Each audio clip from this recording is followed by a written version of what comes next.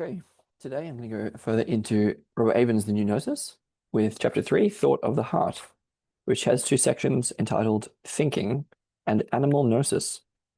And it's only 10 pages, so I think I'll be able to get through it in one go today. And let's see about that. It's more about Heidegger, Hillman, a bit of Eckhart,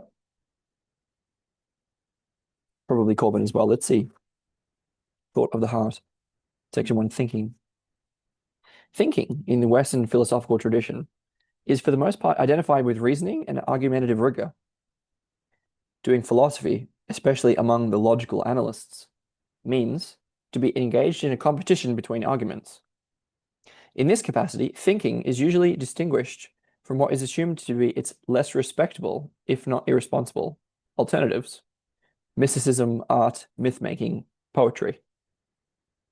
To Heidegger, philosophy, based on this type of confrontationalist thinking, though useful and necessary in many respects, is rooted in, quote, the technical interpretation of thinking, which reduces beings to objects for the subject. Okay, so Heidegger sees this relationship between a kind of philosophy, which Viveki has called philia nikeia, the love of victory, involving confrontation and argument, competition between arguments. And for Heidegger, there is a connection between that style of philosophy and a certain way of thinking, which he connects with the reduction of beings to objects for the subject. And this is part of Heidegger's program of using phenomenology to introduce a kind of different way of doing philosophy that Viveki might describe as philia sophia, the love of wisdom, rather than the love of victory.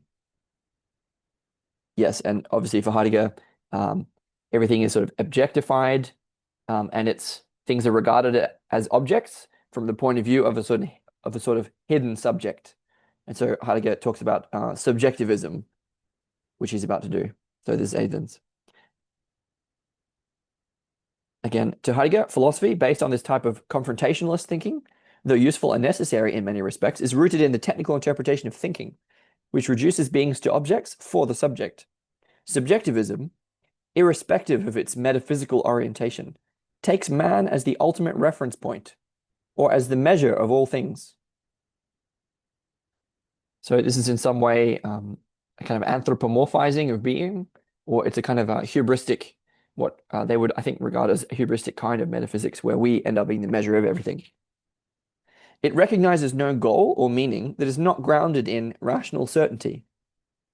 And its modus operandi, its MO, is what Heidegger calls calculative thinking, a thinking that plans and investigates, computes and never stops, never collects itself.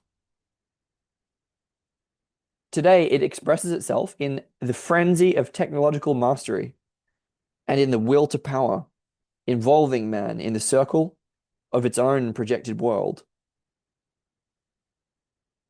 Okay, so Heidegger is sort of attributing, in a mythic way, we could sort of, we're talking about sort of technical intelligence and the kind of style of intelligence that is technological. This has been described by others as kind of Moloch in a certain way. I won't go too far afield into that. I'll simply say that there's a certain technical way of thinking that we can notice has a lot of agency and power in the world, and that draws people into that way of conceiving of things and that way of being. And Heidegger's sort of calling that out. Avens says, "It is as Wallace Stevens has said, quote, 'We have grown weary of the man that thinks. He thinks and it is not true.'" So again, it's a certain kind of thinking. It's a certain style of thinking that never collects itself, that takes itself as the ultimate reference point. This is obviously for me connected with McGilchrist and the left hemisphere, which is about dividing the world up into lots of little pieces, breaking things down. So atomization, and then regarding them as dead and sort of objects to be manipulated or moved around. In contrast to the right hemisphere, which is more about noticing the wholes rather than parts, and noticing aliveness rather than things in the way of being dead. McGilchrist published a lot that's easily accessible about that distinction. Quote, Heidegger seeks to overcome calculative or representational thinking, not in order to eliminate thought, and even less to substitute feeling for thinking, but to engage in, quote, a more radical, stricter thinking, a thinking that is part and parcel of being.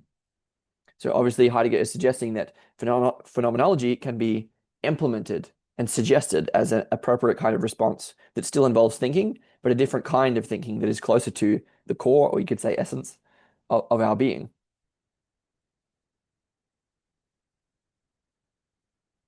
His most commonly used expression to designate this Gnostic engagement is meditative thinking, whose basic feature is openness and receptivity to what is given.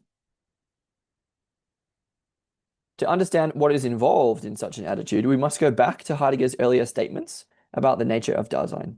So I will do that. I want to suggest that, so Heidegger is talking about certain qualities like openness, receptivity. He's talking about a certain attitude involving these capacities that is connected with quote unquote Gnostic engagement and meditative thinking. So obviously what we want to suggest here is that this is part and parcel of the development of wisdom, aspirational development, the idea that if we practice an ecology of practices in a community of practitioners, that we can actually become more wise and in a sense, escape the clutches of the technical intelligence that is otherwise governing not only our lives, but also our thoughts, also our interiority. So the idea is that there is an appropriate cultural response that involves,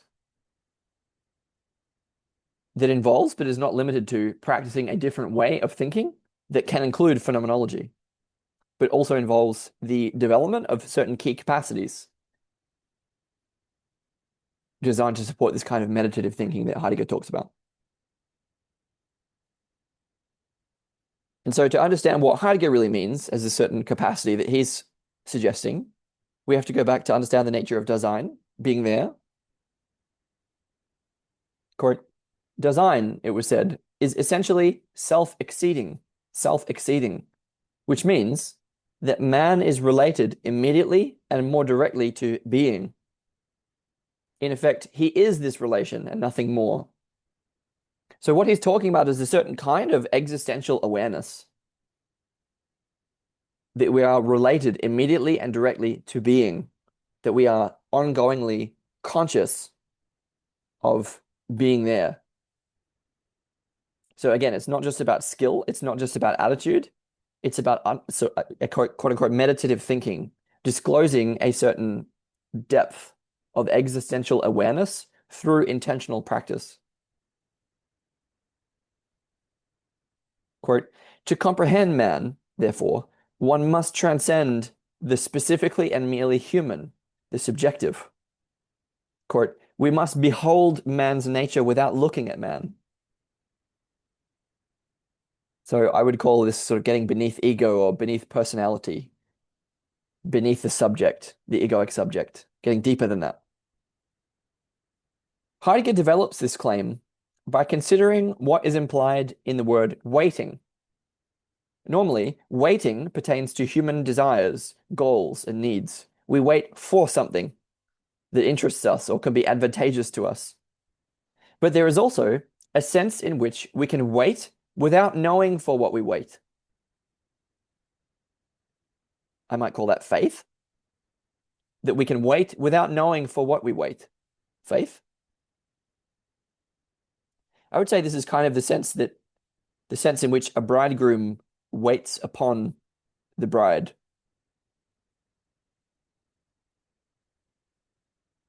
I think the connection there being that when one gets married, that's ultimately a transformative experience that is in a way mysterious. We don't know who someone is exactly going to be after we marry them. So there's a kind of waiting. There's a sense in which we can wait without knowing for what we wait. In this kind of waiting, which may be called waiting upon, we leave open what we're waiting for.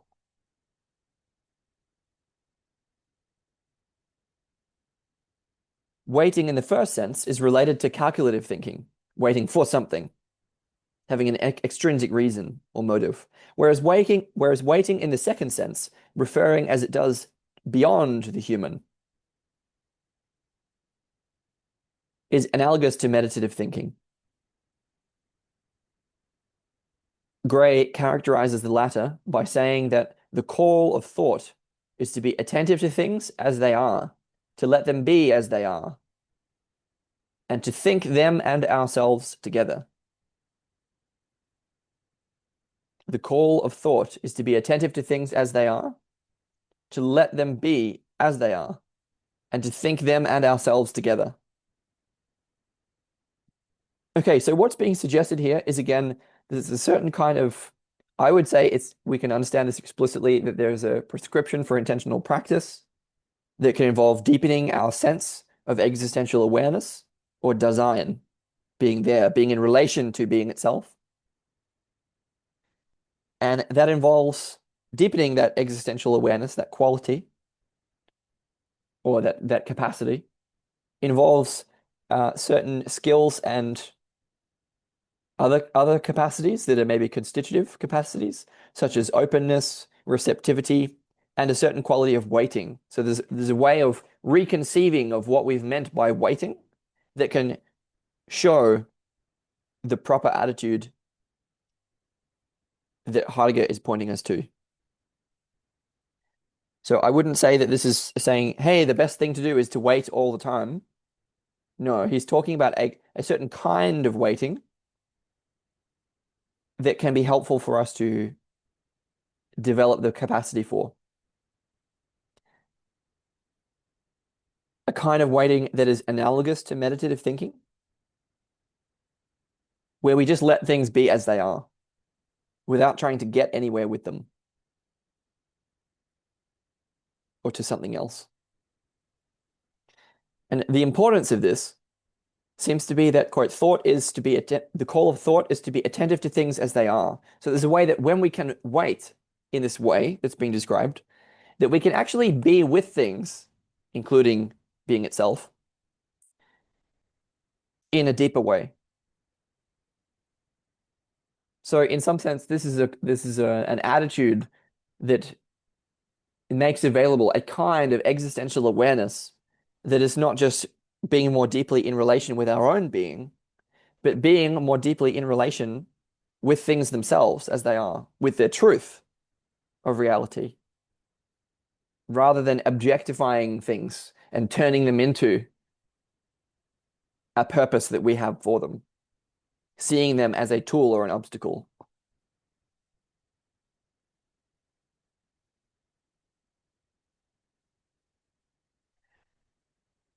In his essay on Parmenides, saying, "For the same is both to think and to be, for the same is both to think and to be," Heidegger further explains what is meant by thinking.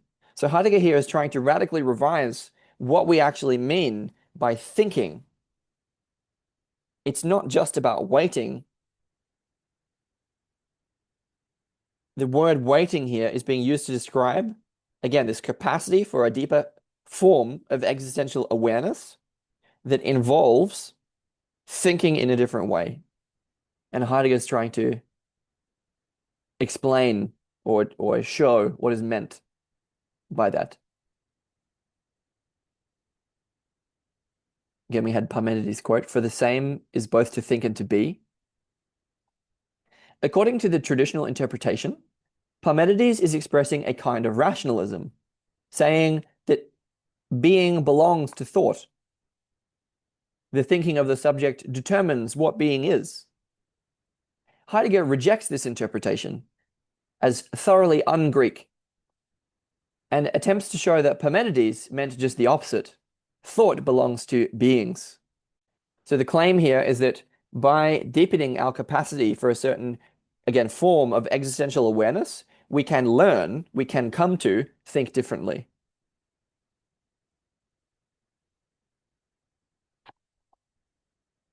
I might suggest the notion of a kind of feedback loop between the way that we think and the way that we are, the way that we be, our being in the world. Again, so Heidegger thinks that Parmenides means that thought belongs to beings, rather than the traditional interpretation that being belongs to thought.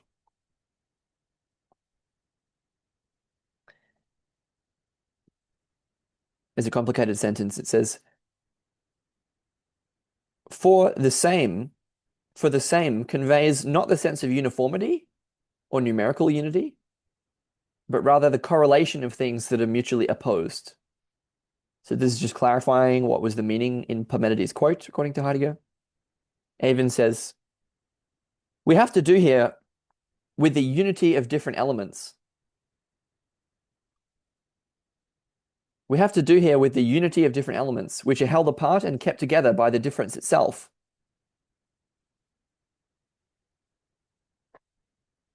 It's a little tricky here. I'll try and read a bit and then we can talk about what it means. The same is the belonging together of the different through the different. The same is the belonging together of the different through the different. We can speak of the same only when we think the difference.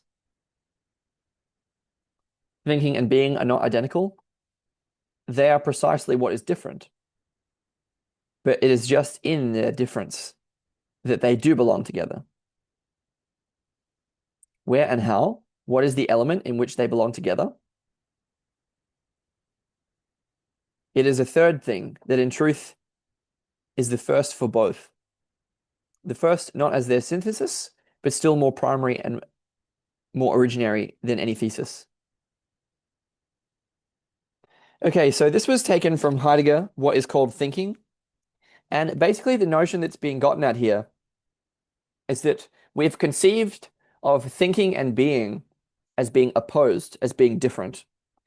And I think it would be fair to say that Heidegger is pointing to an underlying unity which precedes our sense of the difference between thinking and being. So there is a kind of third thing which in some way unites and defines the boundary between thinking and being. And that third thing, in a way, comes first. In a way, it's prior to both thinking and being.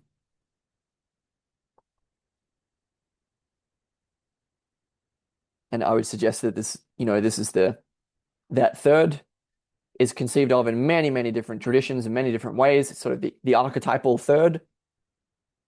And so, for example, if I give the example of the sort of yin and yang symbol, it's the dividing line between them could in some way be conceived of as a third in that picture. In the Trinity, it's the Holy Ghost. There's many different instances of this third of which they're speaking. And then the further idea that would be that any duality that you can define, including but not limited to thinking and being, can be explored as having proceeded out of and giving rise to a third.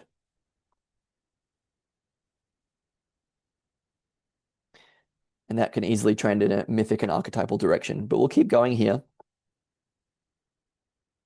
So Heidegger was intending with this call toward our being to reveal and point to both the difference and the interrelationship between thought and being by pointing to this third thing, which is in some sense before and after.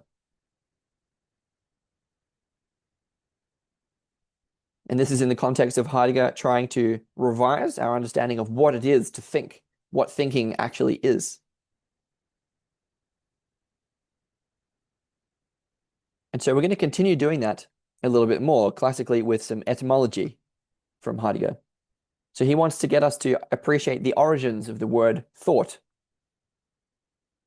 Avens says, Heidegger then goes on to trace the word thought to the Old English noun thank, with a C, which is derived from the closely related verbs thenken, to think, and thankian, to thank. Thank means a grateful thought. This is the Old English noun thank, T-H-A-N-C, thank. Thank means a grateful thought. And today it survives in the plural thanks, as in thanksgiving. Quote, thinking is a kind of thanking. Thinking is a kind of thanking.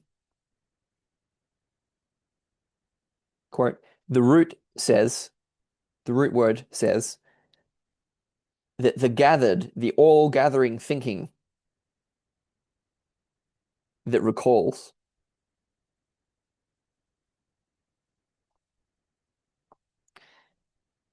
Okay, so this is a little bit complicated. So the idea is that if we trace some of the etymology of our terms, including the term think or thinking or thought, that we can reveal something about their true nature, the true essence, in a sense, of what it means to think that is not obvious to us, that we've forgotten. And so Heidegger does this by connecting the etymology of think with our term thank, as in thanksgiving. So this is allowing us to reconceive, to reimagine what it is to think. Here, the idea being that in a Heideggerian phenomenological way, thinking is a kind of expression of gratitude in a way. To give thanks, to give thanks, to give thought to something. They're similar.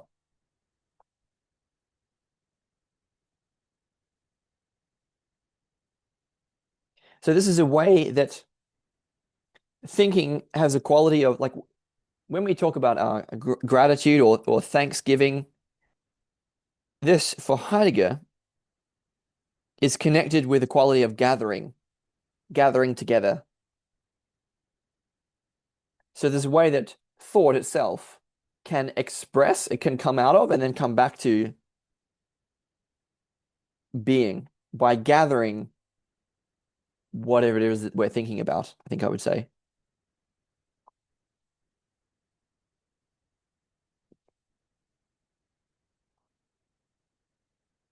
There's a connection there if we understand thinking as in thanking, as in thanksgiving, as in giving thought to something.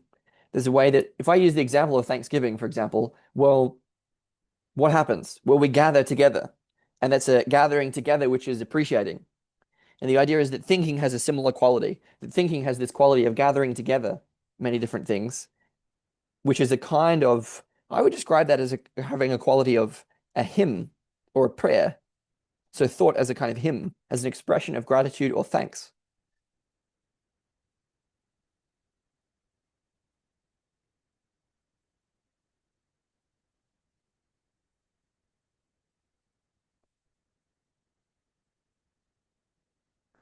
This concept of thinking is tied to the concept of memory, meaning that it has the power to recall or gather. So when we think deeply in this way, we can gather together in the way that we gather together at Thanksgiving, or that some people do anyway. Avens says, initially, however, memory did not at all mean the power to recall. Rather, the word designates, quote, concentration upon the things that essentially speak to us in every thoughtful meditation. Concentration upon the things that essentially speak to us in every thoughtful meditation.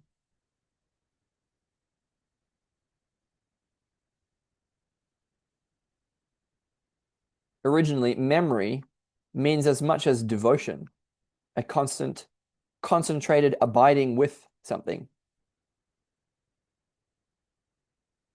Okay, so here the notion is that we can understand more of what is the sort of original root meaning of think and thinking by understanding better what we mean by memory, what memory used to mean as a term. So rather than having the power to recall, memory is about being with that which essentially speaks to us, concentrating on that, and a kind of constant, concentrated abiding with something. To remember something is what I would connect here is with again when we remember, it's like oh, what's the occasion for this? War memorials. You know, when we have these services, public services that are about remembering, right? They're about remembering. Well, there's a kind of devotional quality. It's a kind of gathering together, also literally physically, but it's also a kind of gathering together within ourselves. There are moments of meditation in such events, thoughtful meditation that involve a devotional attitude, that involve gathering together into unity, collecting, recollecting, recalling things, both literally, physically, and also internally, to remember as a practice. So then the question is, what can this disclose about the term thinking, what it means to think? And Avens says, thinking, therefore, in the sense of thank, again, Old English thank, with a C, means, quote, man's innermost mind, the heart's core, that innermost essence of man that reaches outward most fully and to the outermost limits, and so decisively that, rightly considered, the idea of an inner and an outer world does not arise. Again, thinking, therefore, in the sense of thank, means man's innermost mind, the heart's core, that innermost essence of man that reaches outward most fully and to the outermost limits. And so decisively, that rightly considered, the idea of an inner and an outer world does not arise. Okay, so here we have the notion that thinking is connected with all of those qualities, with the heart, with the innermost essence, with a reaching outwards toward the limits in a decisive way. And that when we think in that, let's say, style, when we think from that inner place, from that inner core, could say when we remember in that way, the idea of an inner and outer world does not arise. So it comes from out of a certain core of our being, both existentially speaking, Dasein.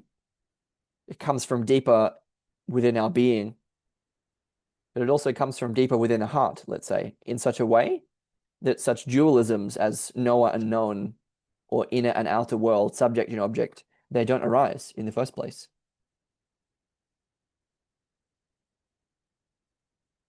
My way of describing this was that our innermost essence, the heart of being, gathers everything together into the grateful thinking of the soul, the grateful recollecting of the soul, being as hallelujah, being as hallelujah.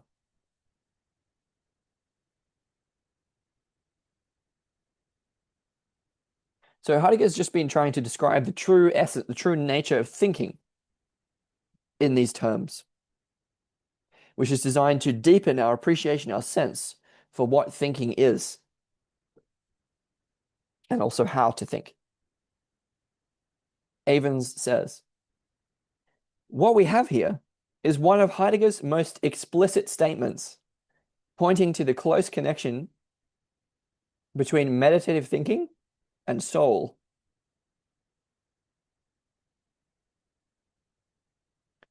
In effect, a few pages later, having translated the Latin word animus as soul, Heidegger adds that the soul in this case means not the principle of life, but that in which the spirit has its being, that in which the spirit has its being.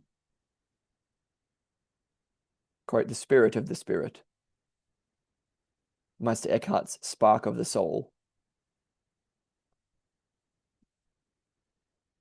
Okay, so we have a connection here between this notion of thinking, the thought of the heart, and Heidegger's understanding of the word soul. So there's a kind of meditative thinking that is being described here, and the claim is that this can be practiced, this can be learned.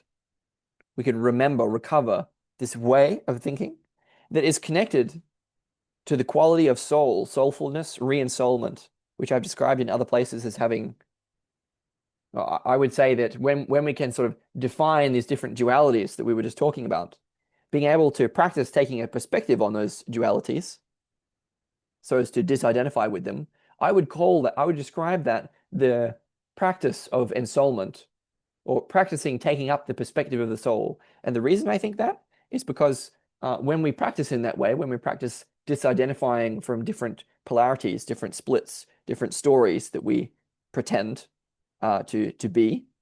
When we disidentify from them in that way, we reveal and disclose more of who we truly are, in a sense. We unlock more of our own essence, uniqueness, aliveness, vitality, and soul. And so that's what I mean by work with the soul. And that's also quite closely connected here with what Heidegger means by soul. Although, again, Heidegger does not mean the principle of life. He means that in which the spirit has its being. And we're going to explore a little bit more now about Heidegger's understanding of soul, I think. Just before I do that, I just wanted to mention, obviously, we had this connection here between meditative thinking and the soul that we've been discussing. And this is reminding me of Yantra Yoga and Bhakti Yoga. There are traditions in other cultures, namely in the subcontinent and elsewhere, that where the connection between sort of aliveness, vitality, soul, and meditative thinking, as well as the sort of ascension or redemption of the soul flight from shamanism, they're deeply connected.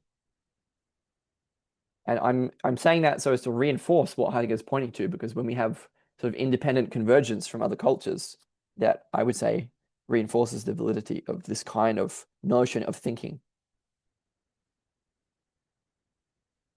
So let's continue trying to understand what is going on here.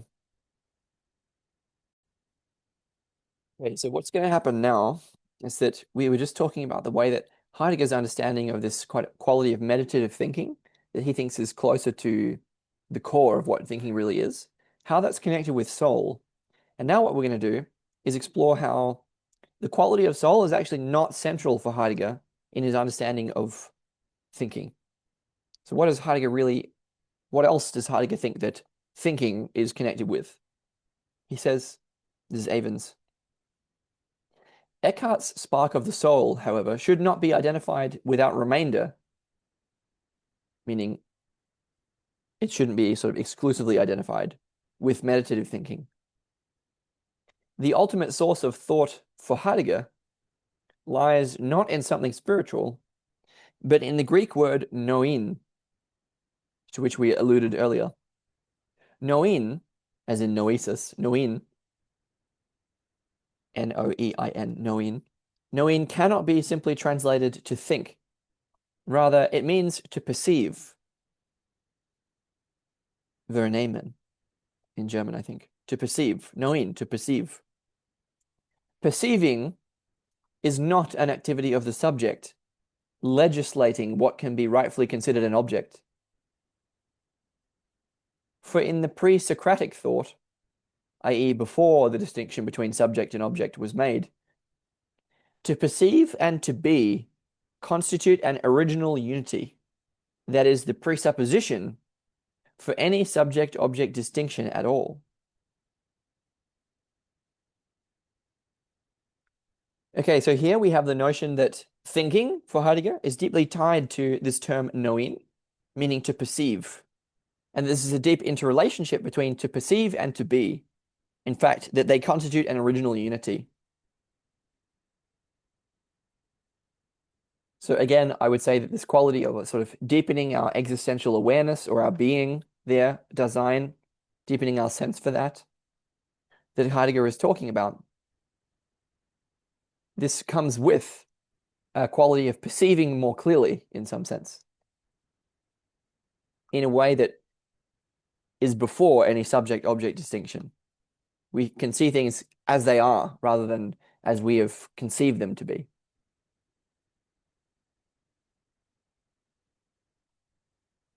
I describe this. It is a gathering into the open clearing. It's a gathering. It's thought as a gathering into the open clearing of Noein perception, the light of being, the space of pure presence, unconcealed awareness.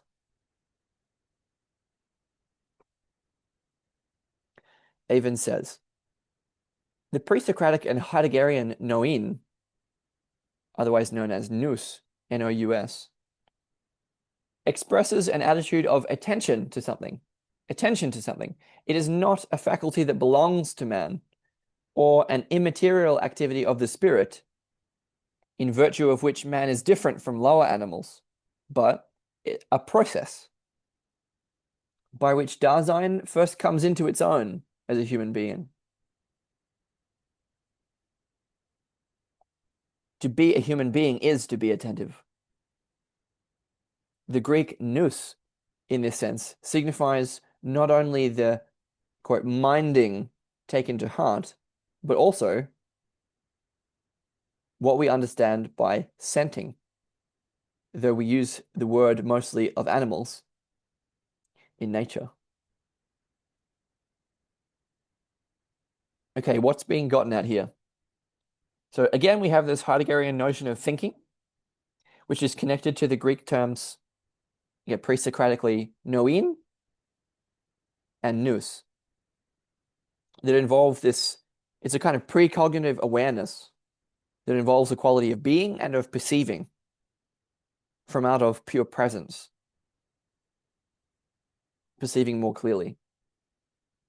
And we have the idea that this is actually, that when we participate in that, in a sense, when we do that, although it's not something that we do, it's more like something that we are, that's a process, and it's a process by which Dasein first comes into its own as a human being. So when we attend in that way, when we are in that way, that is actually a process from out of which we become a human being. So it's really core to the notion of what it is to be human, actually.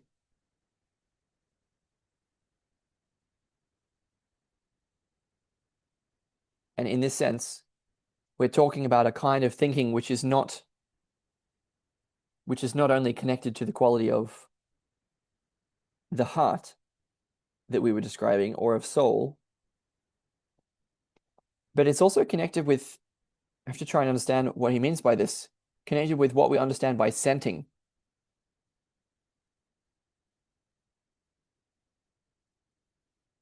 So I think what I would mean by this, what I would understand by this, is the way that,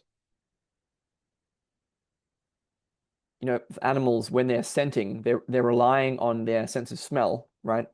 That is a large part of what they're processing in their brain is devoted to, the sense of smell, right? And so there's a way that, for Heidegger, this kind of thinking,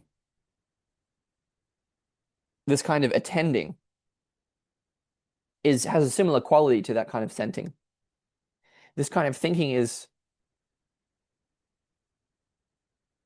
to us as humans, what that kind of scenting is to animals. That's by analogy.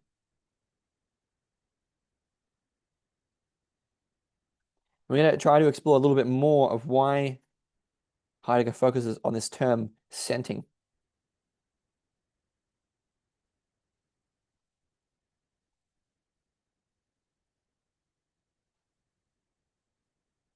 So the way that I try to describe this, again, it's a kind of thinking which is connected with deeper existential awareness, a quality of attention involving deeper or more truthful perception, and an original unity that is before subject and object, that combines qualities of being and perceiving, connected with Noein or Nous.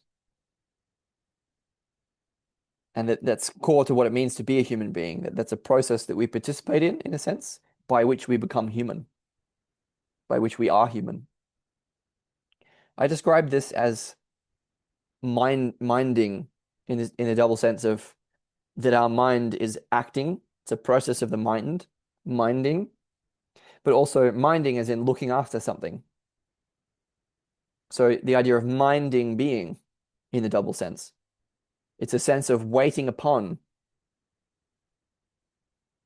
or shepherding in the way that we mind sheep as a shepherd, minding being, shepherding being, watching over being. Okay, now Avens continues. He says, in a bold move, Heidegger has effected a complete reversal of the traditional terms. The Platonic nous is brought down to earth. Not, however, in the Aristotelian fashion, by making matter the necessary locus of spirit, but by anchoring both matter and spirit in a third thing that is more primary than anything spiritual or material. The third thing is scenting, something pertaining to animals and at the same time peculiarly and exclusively human.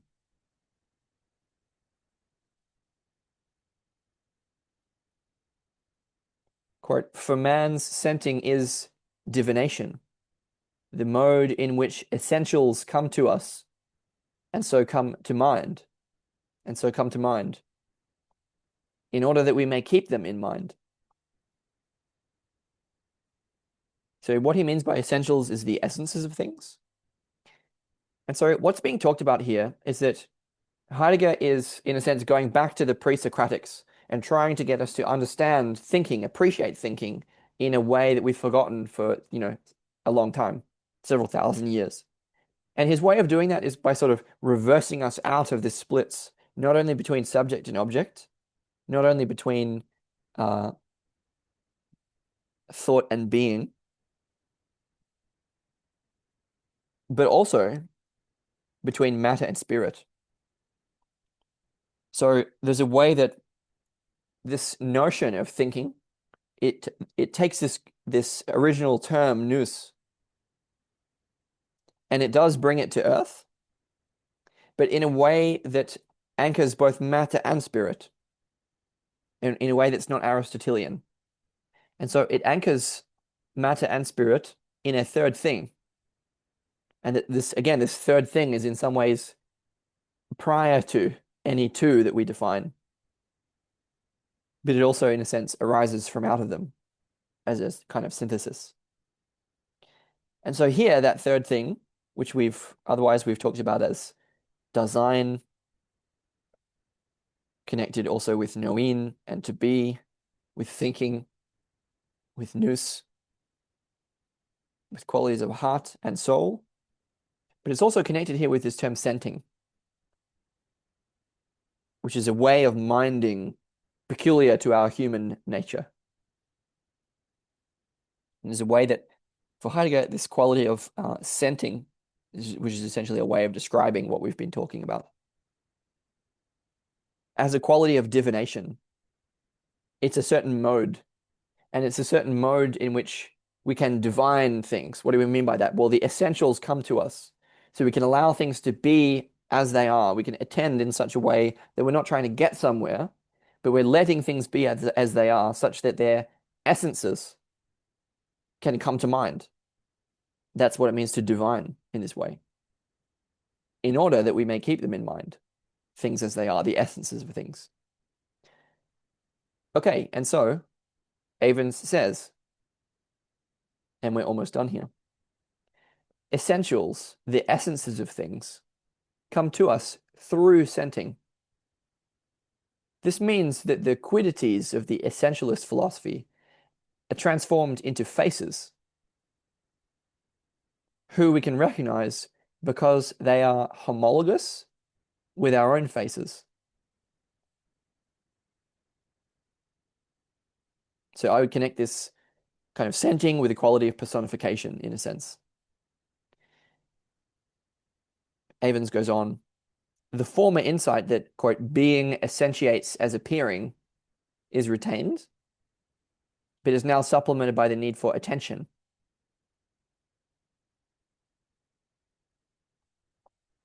Okay, so there's going to be an introduction of a couple of new terms here that might seem out of context if anyone is just coming across this.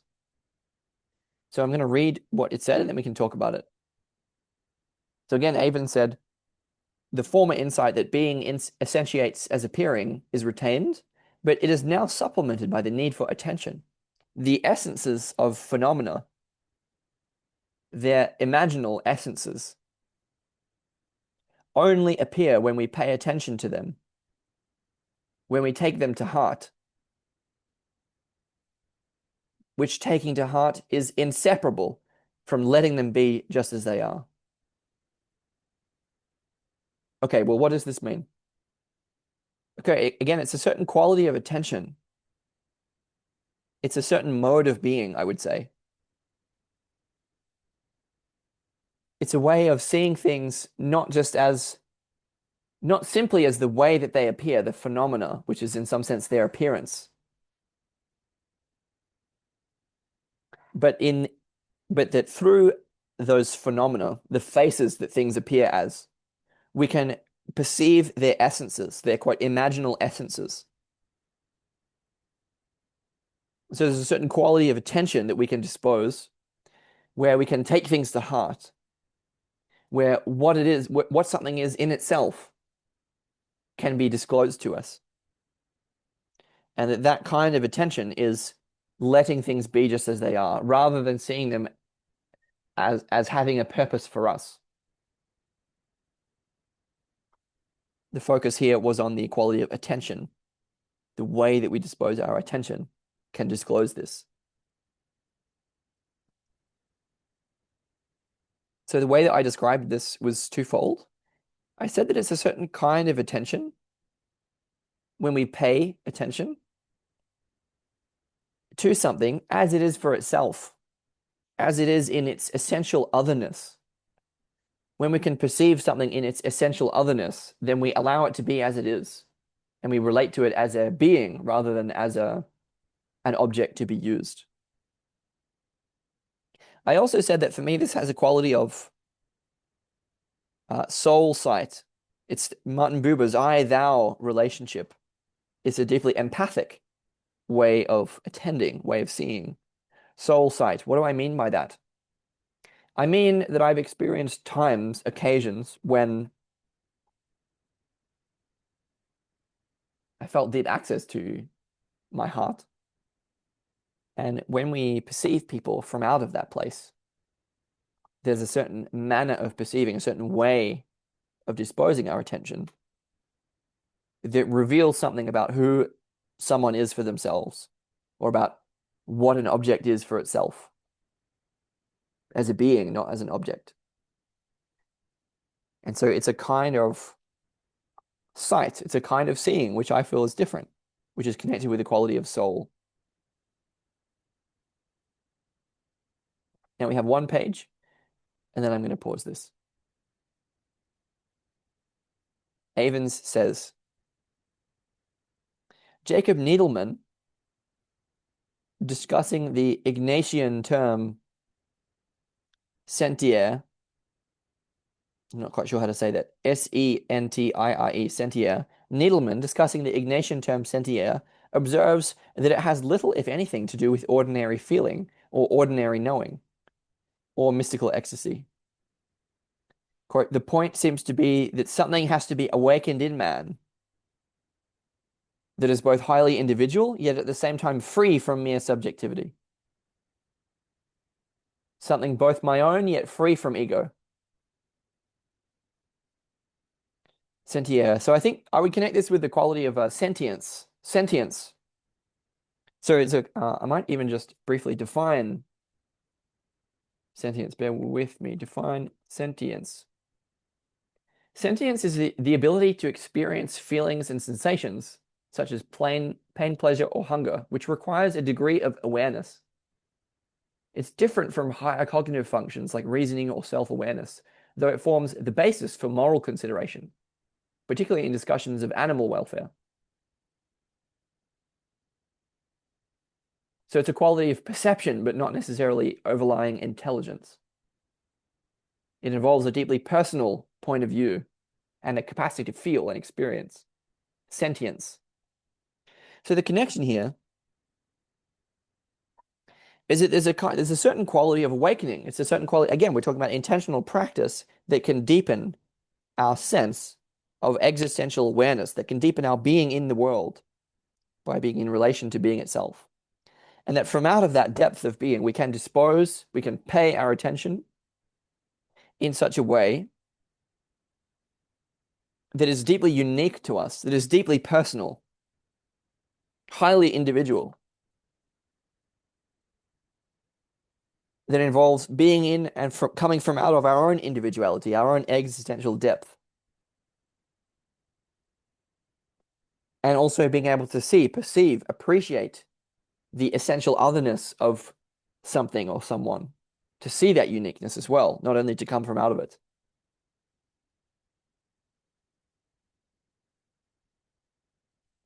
But at the same time, it's not just something that's highly individual, it's also free from subjectivity. So it's not about the ego, it's about something deeper than the person that we are, the ego that we are. A certain quality of attention, a manner or style of paying attention.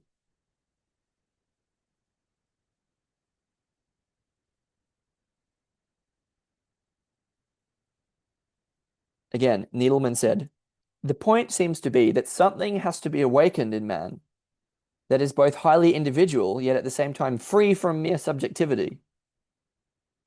Something both my own, yet free from ego. Needleman calls this something that has to be awakened the intermediate. The intermediate.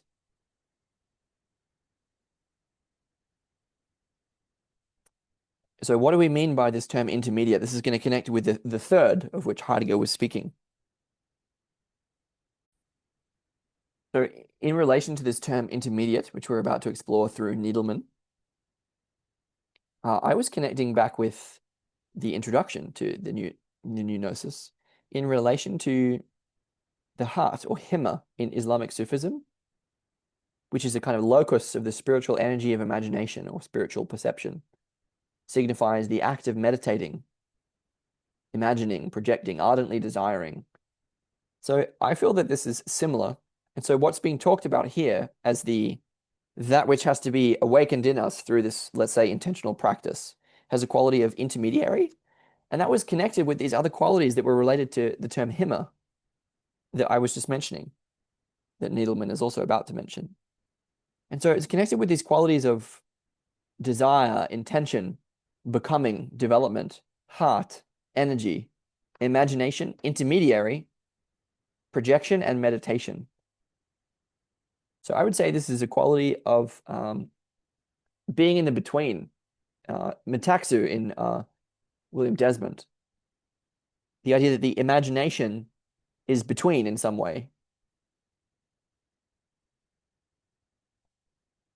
But it's a little too far afield to take us into the imagination straight away. So that might not be clear what I mean. So let's talk about very briefly, about the intermediate. This is the last page. The intermediate that Needleman means. Again, the quote was, the point seems to be that something has to be awakened in man that is both highly individual, yet at the same time free from mere subjectivity. Something both my own, yet free from ego. Needleman calls this something the intermediate. The intermediate is not the empirical man. It is not the ordinary mind or reason, not the ordinary emotions, and not the personal. The terms that are best suited to convey what is meant here are openness, sensitivity, presence, attention, and seeing.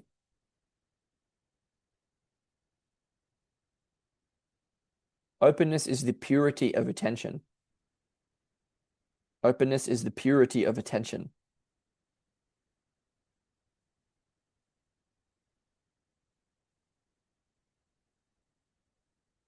So I would say it's a certain quality of attending. So it's a certain way or style of attending that has these other qualities like openness, sensitivity, presence. And it's devoted to seeing or perceiving that which is between in some way, just as much as things in their essential nature. No, hang on, let me convey that again in another way. What I mean is that this style of perception, this way of being in the world, as a way of paying attention, serves as an intermediary between beings. So it's a style of openness, sensitivity, presence, or attention that is intermediary. That is intermediary.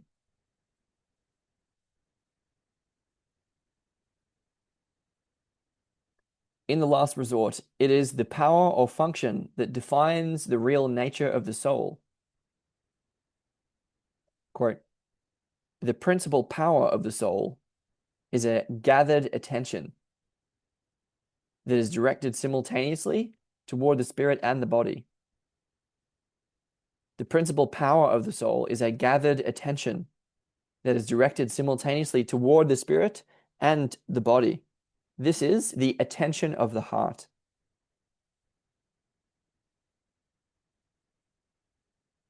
Okay, so we're talking about a certain function. It's in a way, it's a certain skill or capacity that I'm saying can be trained. We can practice this related to sentience, deeper awareness. And here, the qualities that we've described is that it's actually a power or function of the soul. It's something that defines the real nature of the soul. And it involves a certain gathering of attention that can be directed at the same time towards the spirit and towards the body. So upwards towards heaven and downwards towards the earth. And this is called the attention of the heart.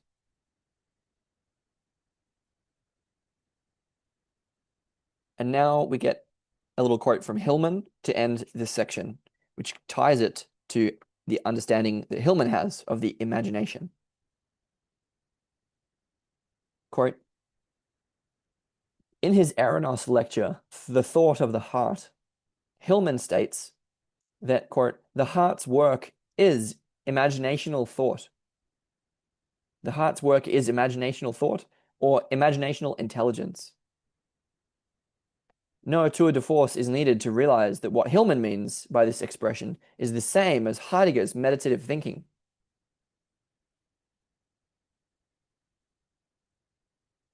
Referring to Corbin's himma, which is what I was talking about earlier, that would be back in the introduction of this series.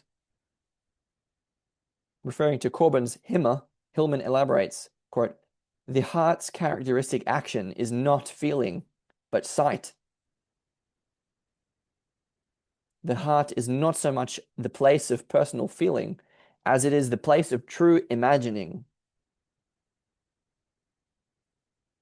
The vera imaginatio of Paracelsus that reflects the imaginal world in the microcosmic world of the heart. Again, the heart's characteristic action is not feeling, but sight. The heart is not so much the place of personal feeling as it is the place of true imagining. The vera imaginatio that reflects the imaginal world in the microcosmic world of the heart. So I would simply connect this with the quality of seeing clearly, that when we can see from out of the heart in this way, that we perceive clearly. We can perceive things as they truly are. I would say it's a distinct capacity described by Heidegger as meditative thinking. It's also a disposition.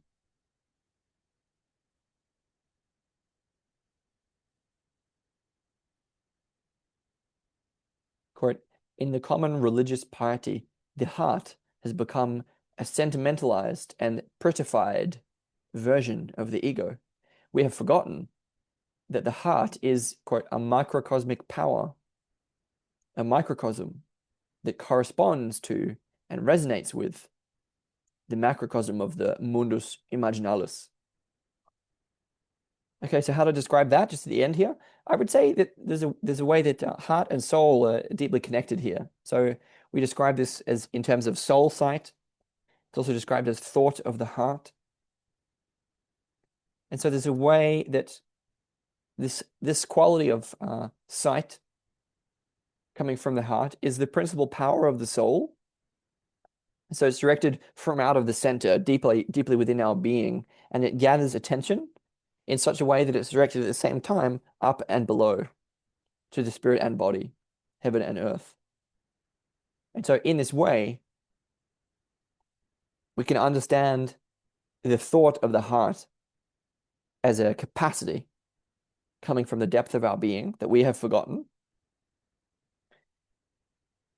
and as a kind of power of the soul, that in some way reflects the imaginal world. So it has these qualities associated with himma that I was describing that are connected with, the heart is obviously connected with desire, with, again, desire, intention, becoming, development, heart, energy, imagination, intermediary, projection, and meditation. I know it's a complex mix.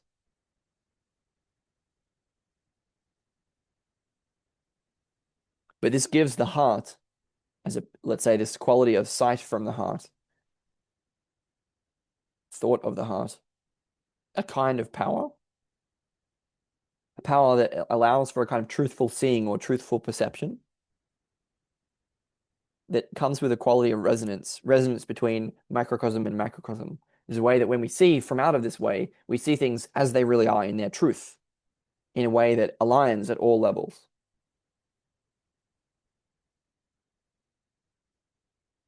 What I would connect here to tie this a little bit more explicitly to Corbin, there's a way that we can see from out of the soul that involves, as I was saying earlier, taking up the perspective of the soul. And when we can do that, we perceive in a different way. And when, in a way, we perceive from out of the soul, it's not only more heartful, but it's also more imaginal. The imaginal world is that world in which the soul lives. So that's what's meant here by the connection between imagination or imaginal and truth. That it's, in a way, a truer level of perception, a truer level of being from which to perceive or attend. And again, through Corbin, we have the notion that the soul is inhabiting this imaginal world, and that when we perceive from out of the soul, we perceive the modus imaginalis, the imaginal world. So it's not just that we imagine or project our imagination, it's that there is actually a resonance between both microcosm and macrocosm, between the soul and the soul of the world, that we can feel and sense from out of this disposition or capacity described here as thought of the heart. And I will come back to section 2, animal gnosis.